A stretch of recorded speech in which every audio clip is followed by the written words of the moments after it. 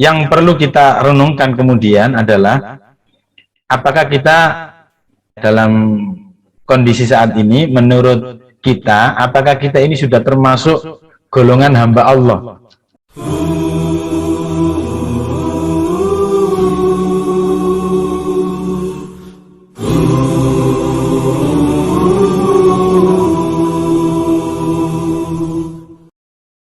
Baik, bismillahirrahmanirrahim. Assalamualaikum warahmatullahi wabarakatuh. Alhamdulillah wa syukurillah ala nikmatillah. La haula wa la quwata illa billah. Wassalatu wassalamu ala rasulillah wa ala alihi wa sahbihi wa mawala amma ba'd. Ada sebuah ayat yang sering kita dengar, bahkan sering kita baca, sering pula kita diskusikan dalam surat Al-Fajr. Di bagian akhir surat Allah berfirman menyeru kepada orang-orang yang kemudian dipersilakan memasuki surganya. A'udzubillahi minasyaitonirrajim. Bismillahirrahmanirrahim. Ya ayyatuhan nafsul mutmainnah irji'i ila rabbiki radiyatan mardiyah fadkhuli fi ibadi wadkhuli jannati. Itu insyaallah kita semuanya hafal ya. Jadi di dalam surat Al-Fajr ini Allah menyeru kepada hamba-hambanya, wahai jiwa-jiwa yang tenang, ya ayyatuhan nafsul mutmainnah irji'i ila rabbiki radiyatan mardiyah, kembalilah kalian, menghadaplah kalian kepada Tuhan kalian dalam keadaan ridho dan diridhoi. Fadkhuli fi ibadi, maka masuklah kalian ke dalam golongan hambaku, wadkhuli jannati, dan masuklah kalian ke dalam surgaku. Jadi di dalam ayat ini kita bisa mengambil pelajaran bahwa nanti di hari akhir, di hari kiamat, ya, Allah akan menyeru kepada hamba-hambanya yang memasuki atau memenuhi kualifikasi tertentu yang karenanya digolongkan pada hambanya. Fadkhuli fi ibadi.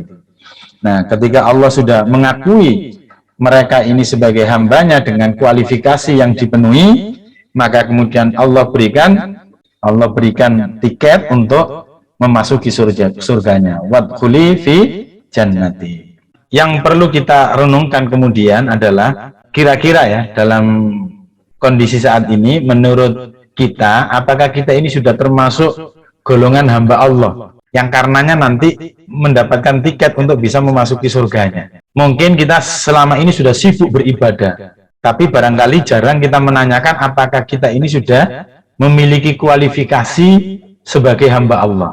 Kan menurut ayat tadi, kita harus memenuhi kualifikasi hamba Allah dulu, lalu Allah persilakan kita memasuki surganya. Berarti persoalan pertama, sebelum kita bicara kita masuk surga atau tidak, itu adalah apakah kita sudah memenuhi kualifikasi sebagai hamba Allah.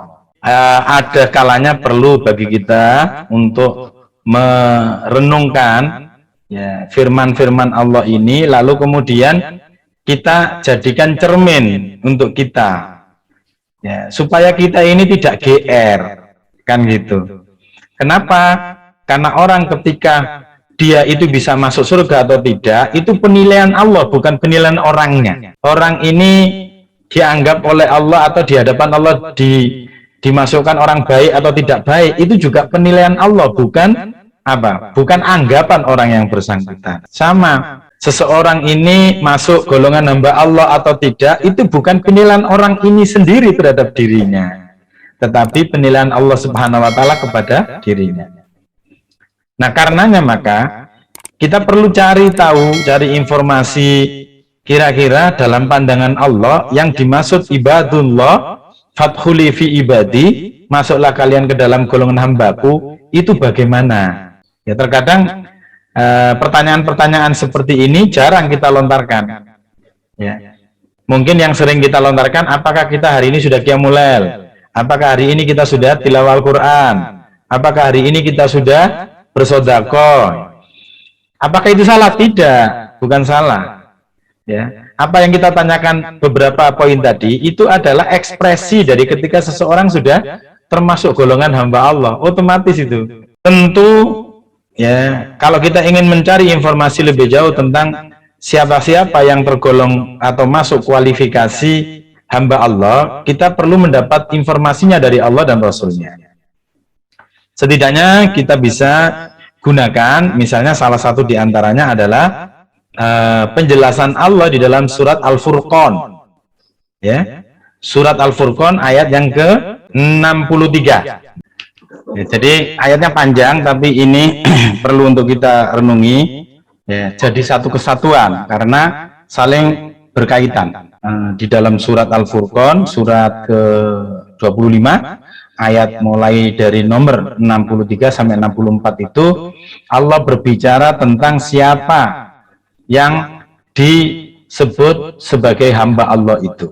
Allah menggunakan istilah tidak langsung dengan istilah ibadullah, tapi menggunakan istilah ibadur rahman.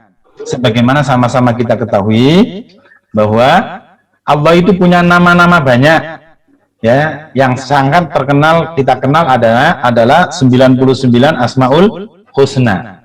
Dan nama Allah yang pertama setelah Allah itu adalah Ar-Rahman. Ya, masih ingat Asmaul Husna? Ya, nas'alukallahul ladzi la ilaha illa huwar rahmanur rahim. Ya, nama pertamanya Allah itu Ar-Rahman. Nah, di ayat ini Allah menggunakan sebutan ibadur rahman. Makanya dimaksud ibadur rahman itu adalah ibadullah, hamba Allah. Allah ceritakan, kalau kita simpulkan mulai dari ayat 63 sampai ayat 74, maka kita akan dapati ada 3 kriteria besar yang kemudian menjadikan seseorang itu disebut hamba Allah atau tidak memiliki kualifikasi hamba Allah. Nah, kita mulai dari ayat yang ke-63. Allah berfirman, wa ibadul rahmanil ladzina yamshuna 'alal ardi hauna wa idza khatabahumul jahiluna qalu salama. Wa ibadur rahman, dan hamba-hamba zat yang maha pengasih, maksudnya adalah hamba Allah. Siapa mereka itu? Alladzina yamshuna 'alal ardi hauna, yaitu orang-orang yang berjalan di muka bumi ini dengan dengan kondisi hauna. Hauna itu rendah hati, ya. Wa idza khatabahumul jahiluna, dan ketika mereka disapa oleh orang-orang yang bodoh, orang-orang awam, orang-orang yang tidak memiliki ilmu, ya, maka apa respon mereka ketika disapa oleh orang-orang yang tidak memiliki ilmu, orang awam itu? Maka mereka meresponnya dengan qalu salama. Mereka meresponnya dengan kata-kata yang menebarkan keselamatan, menebarkan kedamaian. Nah, dari ayat yang pertama ini, ayat 63 ini, kita bisa mendapatkan pelajaran bahwa karakter pertama orang yang memiliki kualifikasi sebagai hamba Allah, ibadur rahman, itu adalah yang rendah hati dan senantiasa menyebar kedamaian, tidak sombong dan selalu menebar keselamatan. Ini yang pertama. Hamba Allah atau ibadur rahman itu adalah mereka yang ketika berjalan di muka bumi ini dengan rendah hati. Ya, maka kita perlu tanya, apakah kita sudah memiliki kondisi itu? Kita ini orangnya rendah hati. Ya. Yang berikutnya, ya, dengan kerendahan hati itu, maka ketika dia disapa oleh orang siapapun, terutamanya adalah orang-orang awam, maka ya, responnya itu selalu menebar kebaikan, menebar kedamaian, menebar keselamatan. Jadi ini patut kita jadikan cermin, kira-kira kita memasuki kualifikasi ini enggak? Sekarang yang kedua, ayat 64. Allah berfirman di ayat 64 ini, walladzina yabituna lirabbihim sujjadan wa qiyama. Walladzina, dan orang-orang yang dimaksud adalah ibadur rahman atau ibadullah itu adalah orang-orang yang bagaimana? Yabituna, menghabiskan malam-malam mereka, orang yang bertinggal di rumah di waktu malam mereka itu, ya, mereka habiskan waktu malamnya lirabbihim, untuk Tuhan mereka, dengan cara apa? Sujadan, sujud, wa qiyaman, dan berdiri. Artinya apa? Ya, kualifikasi kedua Allah menyebutkan di ayat 64 ini, ibadur rahman, hamba-hamba dari zat yang maha pengasih atau hamba Allah ini adalah alladzina yabituna lirabbihim sujadan wa qiyama. Orang-orang yang memiliki kebiasaan di malam hari itu dengan qiyamul lail, dengan sujud, berdiri, ya. Itu maksudnya qiyamul lail. Nah, jadi pertanyaannya kepada kita semua sebagai cermin, sehingga jangan sampai kita ini GR, wah aku ini wis hamba Allah gitu. Nah, kita lihat, betulkah kita punya kualifikasi, punya kebiasaan menghabiskan malam kita atau mengisi malam-malam kita itu dengan qiyamul lail. Nah, yang ketiga ini adalah ayat yang ke-65. Siapa hamba Allah itu? Yakni walladzina yaquluna rabbana surif 'anna 'adzab jahannam inna 'adzabaha kana gharama. Walladzina, dan orang-orang yaquluna, yang berucap, berkata orang-orang itu, Rabbana, wahai Tuhan kami, isrif 'anna, ya, palingkanlah, ya, jauhkanlah, anna, dari kami. Apa yang diminta dijauhkan itu? Adzab jahannam, azab atau siksa neraka jahannam. Inna adzabaha, sesungguhnya azabnya neraka jahannam itu kana gharama, ya, dia adalah gharama, merupakan kebinasaan yang kekal. Artinya apa? Pelajaran yang bisa kita ambil dari ayat 65 ini, Allah menjelaskan kriteria ketiga hamba Allah itu adalah orang-orang yang senantiasa punya rasa takut yang cukup atas siksa Allah Subhanahu wa taala. Punya perasaan takut yang cukup, ya, terjerumus ke dalam neraka. Ya. Selalu ingin selamat di hari kiamat, terbebas dari siksa neraka. Nah, pertanyaannya kita ini dalam menjalani kehidupan sehari-hari, apakah selalu hadir perasaan takut terjerumus ke dalam neraka azab Allah Subhanahu wa taala? Karena ini adalah ciri atau kualifikasi di antara sekian kualifikasi hamba Allah Subhanahu wa taala. Nah, berikutnya Allah lanjutkan di ayat ke-66-nya. Ya, masih melanjutkan gambaran, ya, siksa api neraka jahanam itu. Innaha, sesungguhnya neraka jahanam itu saat sejelek-jelek. Innaha saat mustaqarra wa muqama, sesungguhnya neraka jahanam itu adalah sejelek-jelek, seburuk-buruknya tempat menetap, mustaqarron wa muqama, dan tempat berkediaman. Ya, jadi kita diingatkan, kita harus punya rasa takut yang cukup atas siksa Allah Subhanahu wa taala berupa azab neraka jahanam ini. Kenapa? Disampaikan oleh Allah melalui firman-Nya ini, neraka jahanam itu seburuk-buruknya tempat tinggal, ya, dan tempat kita berdiam diri. Nah, berikutnya adalah kriteria yang keempat. Ya, di dalam ayat 67 Allah berfirman, walladzina idza anfaqu lam yusrifu wa lam yaqturu wa kana baina dzalika qawama.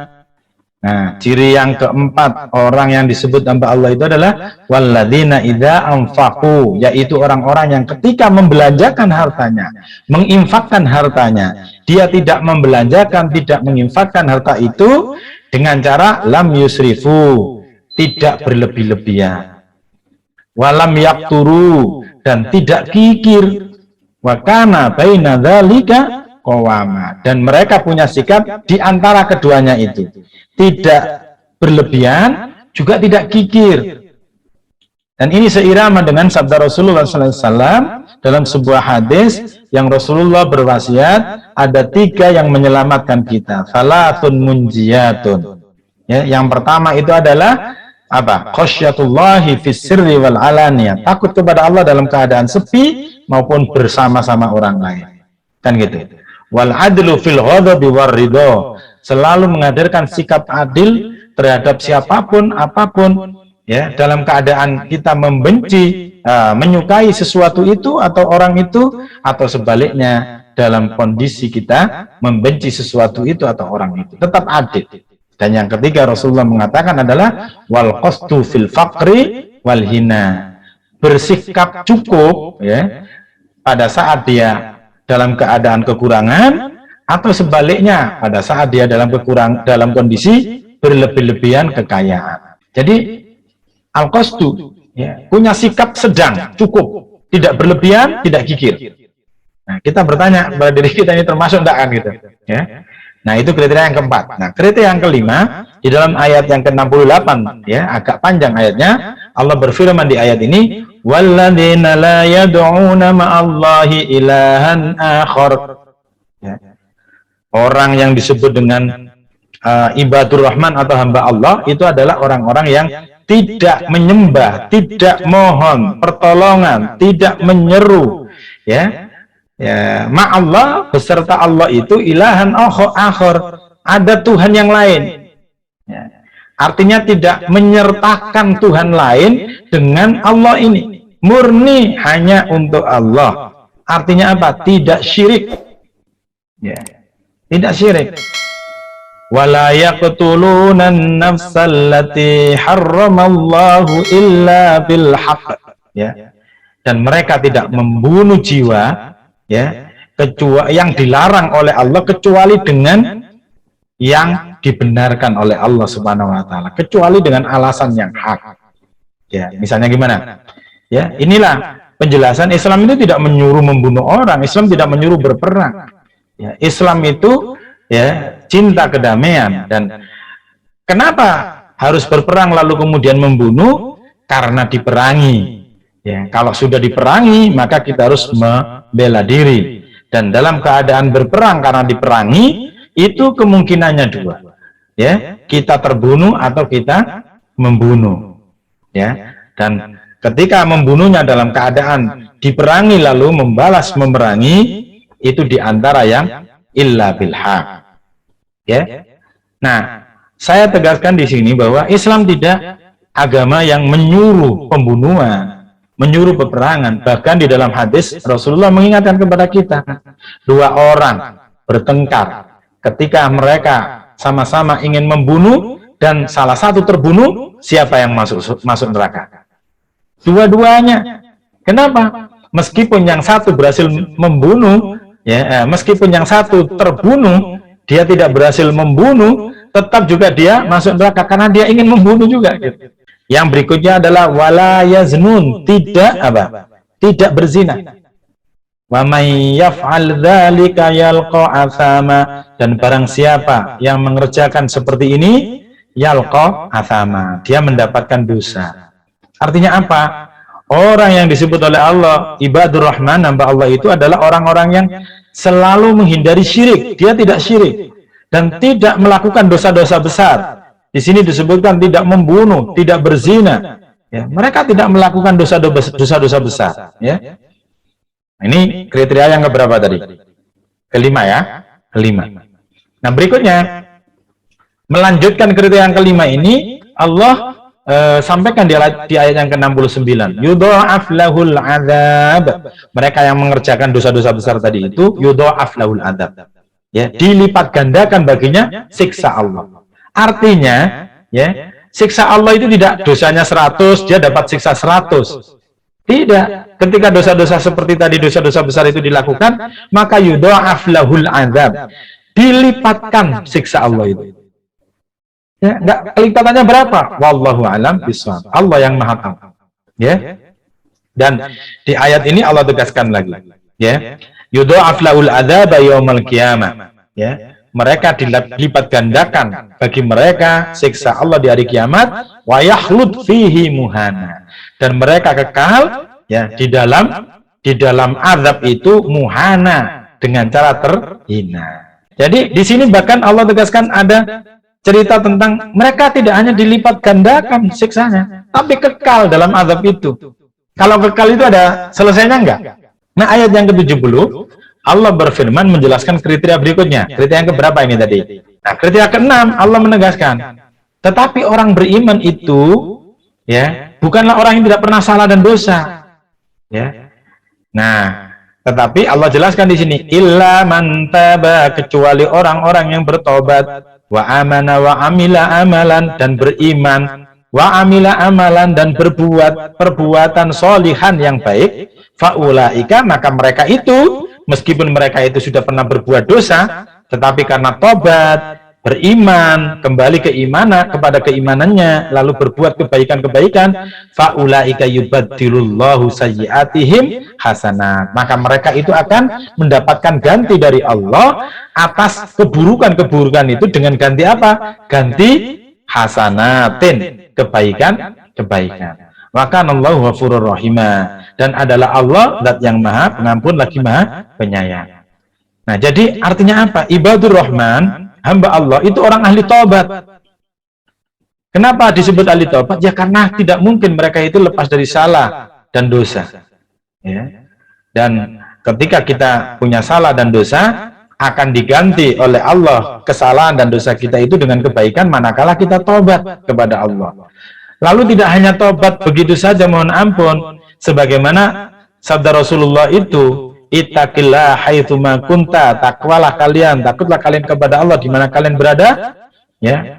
Wa adbi'is sayyi'atal hasanah. Lalu ikuti perbuatan buruk kalian itu dengan perbuatan baik.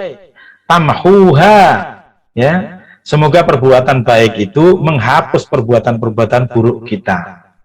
Nah, sama di ayat ini seperti itu. Kalau kita sudah berbuat kesalahan, dosa, maka sebagai hamba Allah punya ciri ahli bertobat. Kita tobat kepada Allah. Lalu, dengan tobat itu kita tinggalkan amalan dosanya, kita ikuti dengan amalan-amalan kebaikan. Maka Allah janjikan amal-amal dosa kita itu akan diganti oleh Allah dengan kebaikan. Dan Allah akan memberi ampunan kepada kita karena wa kanallahu ghafurur rahim. Allah itu zat yang maha pengampun lagi maha penyayang. Ayat 71 itu melanjutkan tentang cerita orang yang bertobat. Tobatnya harus serius. Wa man taba, dan barang siapa yang bertobat, wa amila sholihan, lalu dia meninggalkan perbuatan buruknya, dia ganti dengan perbuatan baik ke depannya, fa innahu, maka sesungguhnya dia yatubu, ya, dia bertobat ilallah kepada Allah, mataba, dengan taubat yang sesungguh-sungguhnya. Artinya apa? Orang taubat itu baru dilihat oleh Allah sungguh-sungguh taubatnya ketika selanjutnya dia meninggalkan amal keburukannya lalu menggantinya dengan amal-amal kebaikan yang setelahnya. Nah, itu namanya taubat dengan mataba, benar-benar taubat kepada Allah Subhanahu wa taala. Nah, berikutnya ayat 72 itu Allah bercerita tentang kriteria yang ke-7, ya. Walladzina la yashhaduna az-zur. Ya, orang ibadullah, ibadur rahman itu adalah orang yang la yashhaduna az-zur. Orang yang tidak memberikan kesaksian palsu, ya. Tidak bersumpah dengan sumpah palsu, tidak bersaksi dengan persaksian palsu. Ya. Nah, naudzubillah, jangan sampai kita terjerumus di sini, ya. Ya, karakter ibadullah, ibadur rahman itu tidak bersaksi palsu, tidak bersumpah palsu. Wa idza marru bil-lagwi marru kirama. Nah, kriteria yang ke-8, Allah berfirman, orang yang termasuk ibadullah, ibadur rahman itu adalah orang yang ketika melewati wa idza marru, dan ketika mereka melewati bil-lagwi, melewati kegiatan yang sia-sia, melewati kelompok orang yang melakukan kesia-siaan, maka maru, mereka melewati begitu saja, kiroma, dengan cara menjaga kehormatannya. Artinya apa? Ya, menghindari kesia-siaan, tidak ikut-ikutan orang yang berbuat kesia-siaan. Itu kriteria hamba Allah Subhanahu wa ta'ala. Yang ke-8. Nah, kemudian kriteria yang ke-9 di ayat 73 Allah berfirman, walladzina idza dzukiru bi ayati rabbihim. Ya. Orang yang disebut ibadullah, ibadur rahman adalah orang-orang yang ketika disebut ayat-ayat Allah, lam yahirru 'alaiha summa wa umyana. Mereka tidak bersikap, ya, nunduk, ya, atas mereka, ya, seperti orang-orang yang tuli, summan wa umyana, dan orang-orang yang buta. Jadi mereka tidak menyikapi seperti orang tuli maupun orang buta. Artinya apa? Mereka merespon peringatan-peringatan ayat-ayat Allah itu, tidak mengabaikan peringatan-peringatan ayat-ayat Allah itu. Nah, yang ke-10, ya, yang ke-10 ini adalah aspek eksternalnya. Jadi secara kriteria Allah berikan 9 kriteria itu fokusnya kepada internal pribadi seorang hamba. Nah, lalu yang ke-10 ini di ayat yang ke-74 Allah bercerita tentang gambaran orang yang disebut oleh Allah ibadur rahman, ibadullah, hamba Allah itu ke eksternal di luar dirinya. Nah, ini tercermin di ayat ini. Allah berfirman, mereka ini hamba-hamba Allah, hamba-hamba Zat yang Maha Rahman itu walladzina yaquluna, dan mereka mohon kepada Allah, ya, mereka berkata kepada Allah, maksudnya berdoa, Rabbana, wahai Tuhan kami, hablana, karuniakanlah kepada kami, min azwajina, dari pasangan-pasangan kami, wa dzurriyyatina, dan anak turun kami, ya, diberi yang bagaimana? Qurrata a'yun, yang menyenangkan pandangan.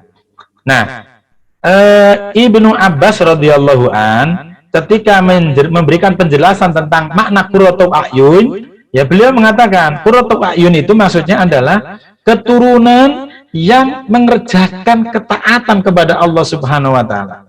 Sehingga dengan ketaatannya inilah maka bisa membahagiakan orang tua mereka baik di dunia maupun di akhirat, terutamanya di akhirat. Itu qurratu a'yun. Jadi qurratu a'yun itu adalah pasangan atau anak turun yang bisa menyelamatkan dan membahagiakan kita di dunia maupun di akhirat, ya.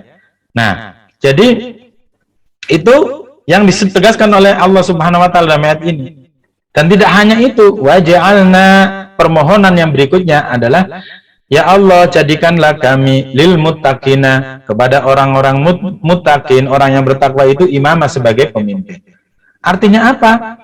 Artinya orang ibadur rahman itu selalu peduli dengan kondisi lingkungannya. Dia punya tanggung jawab bagaimana lingkungannya, masyarakatnya itu menjadi masyarakat yang bertakwa. Sehingga siapapun yang kemudian memimpin masyarakat ini, dan begitu juga ketika dia yang kemudian diberi oleh Allah amanah kepemimpinan, dia hadir sebagai pemimpin orang-orang yang bertakwa.